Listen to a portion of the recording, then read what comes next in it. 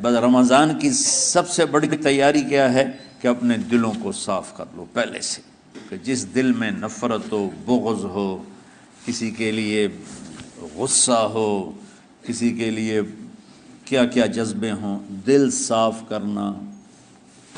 ہمارے گھروں میں روزانہ جھاڑو ہوتا ہے، یہاں مدرسے میں روزانہ صفائی ہوتی کہ نہیں ہوتی؟ کیونکہ دنیا کی اصل گندگی ہے تو جھاڑو ہاتھ سے نہیں چھوٹ سکتا۔ حرم شریف میں دیکھا کیسے چاروں طرف خدام پھر رہے ہوتے ہیں برش لے کر، تو دل پہ غبار ایسے آتا ہے جیسے صحن میں غبار آتا ہے، دل پہ گندگی ایسے آتی ہے جیسے صحن میں آتی ہے۔ تو ہم نے نظام بنایا ہوا ہے، لوگ مقرر ہیں وہ روزانہ جھاڑو دیتے ہیں۔ تمہارا دل ایک آنگن ہے، ایک صحن ہے، اس میں بغض، نفرت، حسد، پتہ نہیں کیا کیا گندگیاں آئیں گی اور آتی رہیں گی۔ بچوں ایک کام کرو، جھاڑو پکڑ لو، صاف کرو۔ یا اللہ معاملہ تجھ سے کرنا ہے، لوگوں سے نہیں۔ کسی نے برا کہا، کسی نے غیبت کی، کسی نے گالی دی، کسی نے دھکا دیا، کسی نے حق مارا، کسی نے کچھ کیا، یا اللہ تیرے سپرد میں نے اپنے دل کو سب سے صاف کیا، میں نے اپنے دل کو سب سے صاف کیا۔ یہ اتنی بڑی عبادت ہے کہ بڑے بڑے نفلوں والے، تہجد والے، حج عمرے روزے والے تمہیں نہیں پکڑ سکیں گے، کیونکہ اس کا کرنے والا دنیا میں کوئی نہیں۔ نفل پڑھنے والے تو بے شمار ہیں، عمرے کرنے والے بے شمار ہیں، علماء بے شمار ہیں، حاجی بے شمار ہیں، سخاوت کرنے والے بے شمار ہیں، لیکن اس ٹکڑے کو صاف کرنے والا لاکھوں میں ایک بھی نہیں ہے۔ مشکل کام ہے، آپ یہ سیکھ لیں، صاف کرو، صاف کرو، صاف کرو۔ یہ رمضان کی سب سے بڑی تیاری اور علم کو حاصل کرنے کی سب سے بڑی چابی ہے کہ اپنے دل کو کھلا کر لو۔ کوئی چیز خالی ہوگی تو کچھ آئے گا۔ جس دل میں بغض بھرا ہو، نفرت بھری ہو، حسد بھرا ہو، کینہ بھرا ہو، اس میں خاک آئے گا، اس میں تو علم کی ایک کرن بھی نہیں آئے گی۔ اس زبان سے چاہے جتنے مرضی موتی بکھیرے، دل اس کا اندھا ہوگا۔ لا تعمل ابصار ولکن تعمل قلوب التي في الصدور۔ یہ آنکھوں سے اندھے نہیں، دل سے اندھے ہیں۔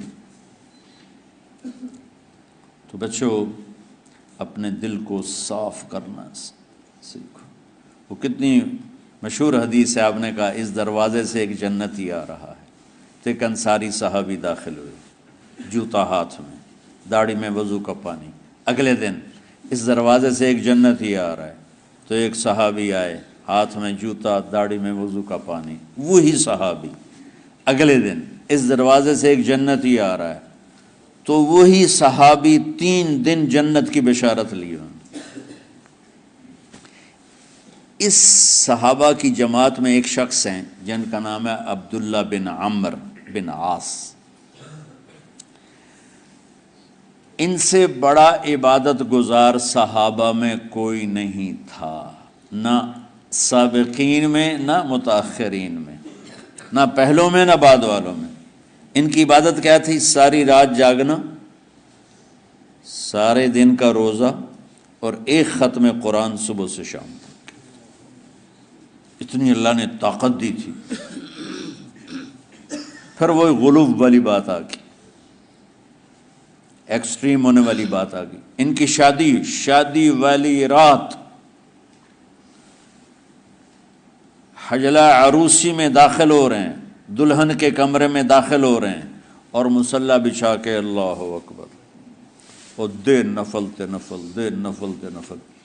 تو ان کی بیگم نے دیکھا تو وہ بھی خیر کا زمانہ تھا، انہوں نے بھی وضو کیا اور پیچھے مصلی بچھا کے وہ بھی فجر تک نفل پڑھتے رہے۔ صبح ہوئی تو حضرت عمرو بن عاص رضی اللہ عنہ نے پوچھا، بیٹی رات کیسی گزری؟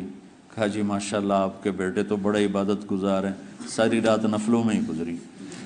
تو وہ ان کو شکایت کر دی۔ حضرت عمرو بن عاص کو اتنا غصہ چڑھا، وہ بیٹے کو تو کچھ نہیں کہا، کتنی حکمت کی بات ہے، سیدھے گئے اللہ کے نبی کے پاس، یا رسول اللہ یہ عبداللہ دیکھیں کیسا نادان ہے، اس کی شادی کی ساری رات نفل پڑھتا رہا۔ تو آپ کہتے ہیں ماشاءاللہ ماشاءاللہ کتنی بڑی بات ہے۔ نفلوں میں گزر گئی، رات بھی نفلوں میں گزر گئی۔ تو آپ نے حضرت عبداللہ بن عمر کو بلا کے ڈانٹا کہ تو نے مہینے میں 3 دن روزے رکھنے ہیں، بس اس سے زیادہ نہیں رکھنے، اور ہفتے میں 1 قرآن ختم کرنا ہے۔ کہا یا رسول اللہ میرے اندر طاقت زیادہ ہے۔ پھر اچھا 15 دن روزے رکھنے، کہ نہیں میرے اندر طاقت زیادہ ہے۔ آپ اس کو تھوڑا تھوڑا کر کے گھٹاتے رہے، اور وہ ہر دفعہ نہیں یا رسول اللہ میرے اندر طاقت زیادہ ہے۔ تو آخر میں آپ نے کہا اچھا چلو 100 میں داؤدی پہ آ جاؤ، 1 دن روزہ رکھو، 1 دن افطار کرو، اور 3 دن سے پہلے قرآن ختم نہیں کرنا۔ تو آپ نے اس کو پیچھے کیا۔ یہ بیٹھے تھے اس محفل میں، ان کے دل میں آیا کیا یہ بزرگ مجھ سے زیادہ عبادت کرتا؟ رات میں ساری جاگتا ہوں، دن روزہ رکھتا ہوں، 1 ختم کرتا ہوں، تو جنت کی بشارت تو مجھے ملنی چاہیے تھی، ان کو کیسے مل رہی؟ یہ کسی کتاب میں نہیں لکھا کہ یہ ان کا جذبہ تھا، لیکن جو کہ میں ان کی سیرت کو جانتا ہوں تو مجھے خیال آتا ہے کہ ان کی نفسیات میں یہ بات آئی ہوگی، چونکہ صرف انہی کو خیال آیا کہ میں جا کے دیکھتا ہوں کہ یہ بزرگ کیا کرتے ہیں۔ تو ان کے پاس پہنچ گئے، چاچا ذرا